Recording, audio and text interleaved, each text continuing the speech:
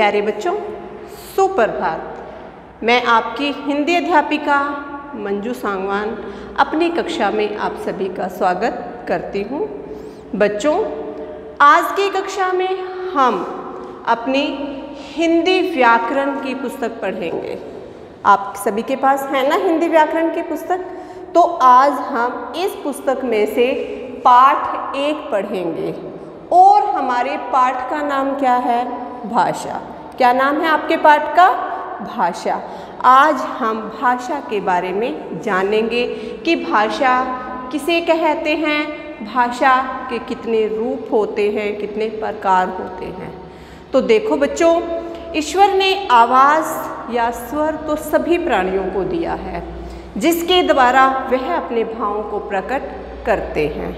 जैसे बच्चा रोकर, शेर दहाड़ कर, बिल्ली म्याऊं म्याऊं कर कर और कुत्ता भौंक कर।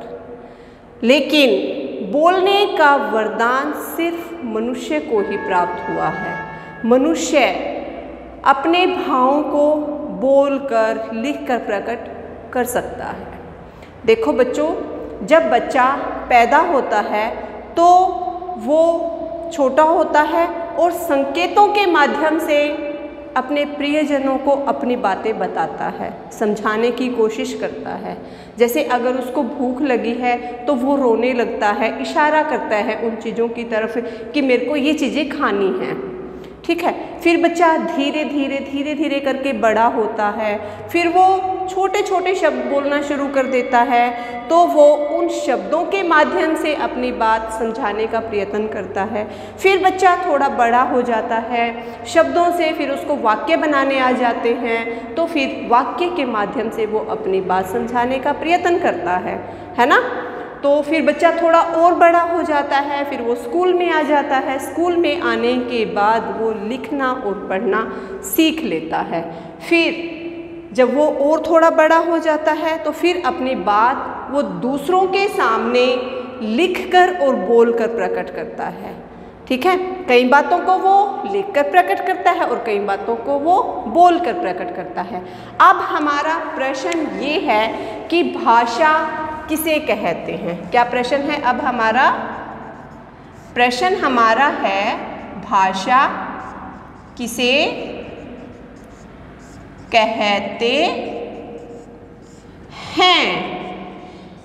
देखो बच्चों, यहाँ पे मैंने बिंदी लगाई है। जब यहाँ पर मैंने बिंदी लगाई है तो इसका उच्चारण कैसे हो जाएगा? हैं। न की ध्वनि पीछे आएगी। ठीक है, और इसके पीछे हम क्वेश्चन मार्क लगाएंगे, और जब हम बिंदी यहाँ पर नहीं लगाएंगे तो इसका उच्चारण कैसे होगा? है और है में भी हम आगे आपको बताएंगे। ठीक है, अगर हम बिंदी लगाते हैं तो इसका उच्चारण हो जाएगा है। अगर हम बिंदी नहीं लगाते तो इसका उच्चारण हो जाता है। ठीक है, आगे आप सभी को अच्छे से समझ में। तो हमारा प्रश्न है, भाषा किसे कहते हैं? भाषा वह साधन है जिसके द्वारा हम अपने विचार बोलकर या लिखकर प्रकट करते हैं। अब आप ये बोलोगे कि मैम बोलकर कैसे हम अपने विचार प्रकट करते हैं?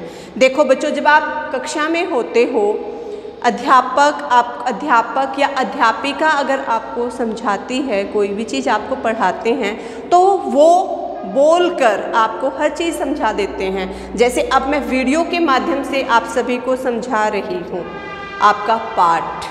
ठीक है ना, भाषा के बारे में आप सभी समझ रहे हो। तो ये कौन सी भाषा हुई? बताओ।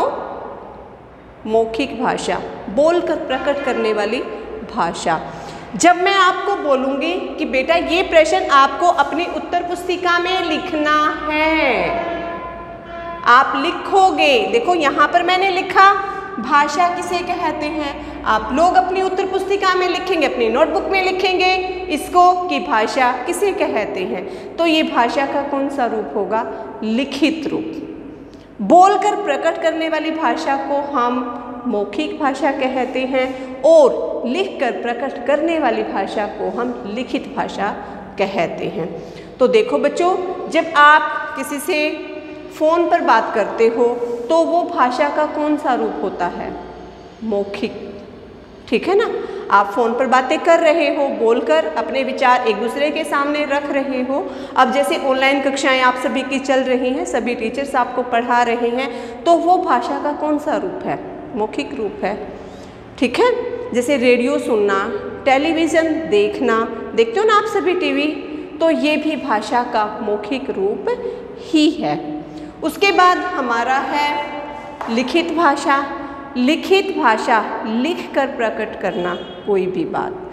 जब हम किसी को लिख कर बताते हैं, जब आप अपना कार्य अपनी उत्तर पुस्तिका में, अपनी नोटबुक में करते हो, तो वो भाषा का कौन सा रूप होता है? लिखित रूप होता है। ठीक है, आप सभी को अच्छे से समझ में आ गया। भाषा किसे कहते हैं? भाषा वह साधन है जिसके द्वारा हम अपने विचारों को बोलकर और लिखकर प्रकट करते हैं। भाषा के दो रूप हैं, मौखिक भाषा और लिखित भाषा। ठीक है ना, जो भाषा हम बोलकर प्रकट करते हैं उसको हम मौखिक भाषा कहते हैं, और जो भाषा हम लिखकर प्रकट करते हैं उसको हम लिखित भाषा कहते हैं। ठीक है, हम शॉर्ट फॉर्म में भी बोल सकते हैं। मन के विचारों को प्रकट करना भाषा कहलाता है। ठीक है बच्चों, तो मुझे आशा है कि आप सभी को भाषा के बारे में अच्छे से समझ में आ गया होगा कि भाषा किसे कहते हैं, भाषा के कितने रूप होते हैं। ठीक है, तो बच्चों इस वीडियो में हम इतना ही पढ़ते हैं। आगे का अगली वीडियो में फिर मिलते हैं नए वीडियो के साथ। तब तक के लिए बाय बच्चों।